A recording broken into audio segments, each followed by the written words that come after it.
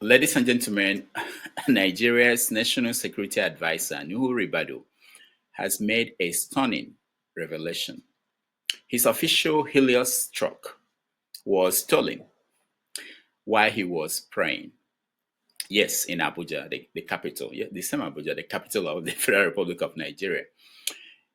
This is the same man who boldly told Nigerians to stop paying ransom to kidnappers because, and I quote, it encourages more kidnapping. Well, dear Ribadu, Nigerians are now advising you to stop praying in public. They're worried that at this rate, if you keep it up, criminals will steal the entire Ministry of Defense. All right, welcome to today's newspaper review. We are going to dive into the hot mess making headline news across Nigerian newspapers. My name is Rudolph Okonkwo, and I will be your host.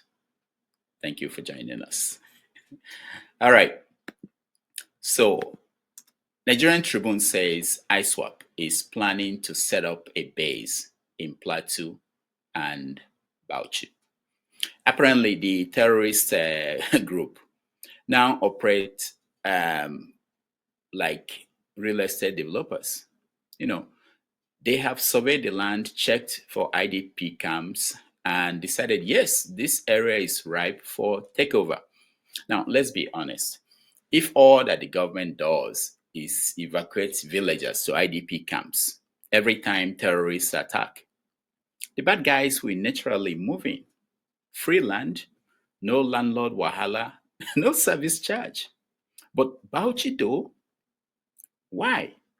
Even me, I'm surprised. When ISWAP establishes a base there, what will Governor Bala Mohammed do?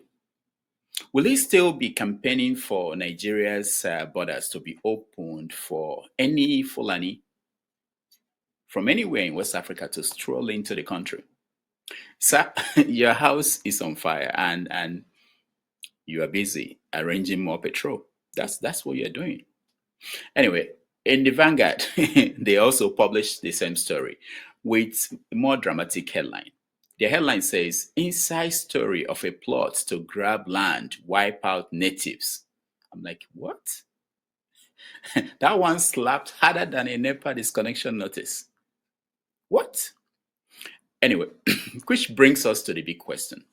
What exactly is President Bola Tinubu doing? Yes, what is he doing? Is he standing with the natives or is he playing chess with Macron in Paris while invaders expand their territories in his country? Don't even try to blame Buhari, this one on Buhari. This is not his problem. He said it. At this point, it's not his problem. Our current president is proudly Yoruba, born somewhere between Lagos and Osun State, depending on which election form you read. Meanwhile, Punch reports that anti-Tinubu's politicians are battling for Buhari's support. Yes, the same Buhari, the one that forgot how to pronounce economy and spent 8 years turning Nigeria into a land of rice pyramids. By the way, whatever happened to those pyramids? Did they go away? Now, people like Atiku and El Rufai are suddenly lining up to visit Baba Buhari in Daura. Why? I will tell you. Because Tinubu's governance in the last 2 years is making Buhari's tenure look like the golden age of Obafemi Awolowo in Western Nigeria. It is the same way Buhari's horrible performance made Goodluck Jonathan's 6 years look like Abubakar Tafawa Balewa's days of innocence. That's it. Now, apparently during that visit, Buhari reminded those anti-Tinubu politicians that Tinubu renovated his house in Kaduna. That is his entire message. And just like that, they went home quietly, using their tongue to count their teeth.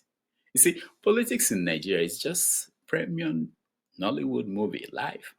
They don't need to write a script. In Leadership Sunday newspaper is reporting that former Super Eagles coach Christian Chukwu has died at the age of 74. He was a national icon, a leader on and off the pitch, and beloved across Nigeria. He played for the Super Eagles and for Enugu Rangers. May his soul rest in peace. Let's go to Sunday Independent newspaper. It has a cover story warning about Nigeria's crumbling infrastructure. I'm like, what? It says that despite billions in foreign loans, we have nothing to show for it. Now, don't worry, government people will tell you, come and see Lagos Calabar Expressway. Go to Anambra State and check out what Governor Soludo is doing. Go to Abia State, check out what they're doing. Bro, we are not blind, but if you borrow money in dollars and all you can give us is one flyover here, two traffic lights here, one conference room here, something is not adding up. And now to the Daily Monitor. It's reporting that a fresh bomb blast in Borno killed 8 people and injured 21. The key word here is fresh, which means this is becoming a weekly event. You would think that after years of fighting Boko Haram, we will have learned something, but no. Governor Zulum cries out every week and Abuja brushes him off like he's a noise maker, a noisy mosquito. Now, to his credit, Zulum visited the victims, unlike some governors in the southeast.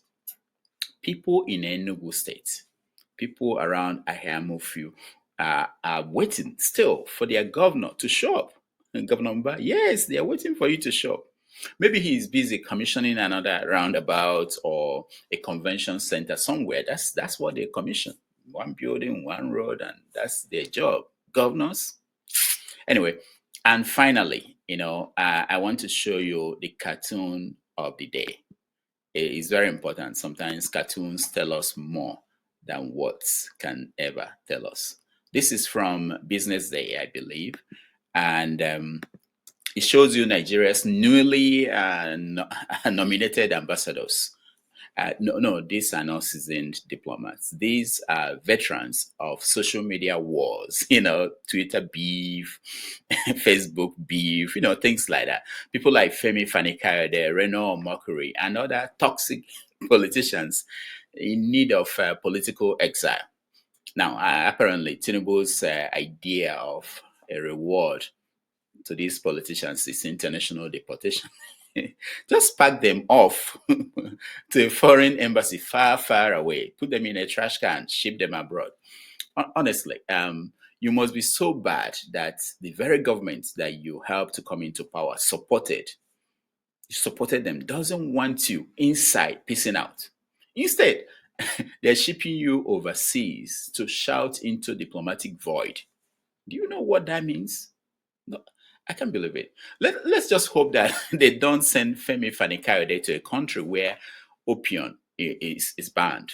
The man won't last 1 week without his preferred brand of opium of the people. You know what I mean? Oh, you didn't hear? He's now a pastor. Yes, a fisher of men. He's no longer fishing for fair, light-skinned sisters from the southeast. I tell that out. He's no longer fishing for light-skinned sisters from the southeast. He's now fishing for men. Anyway, that's your satirical take on the news of the day. You can only say Nigeria, we held you. If you laughed, cried, or just shook your head in disbelief, then this episode did its job. Don't forget to like, subscribe, and keep praying. Just make sure you keep your Hilux packed somewhere inside, not outside, okay? While you pray. That's it. Until we come back next time, thank you for watching and take care. Yes.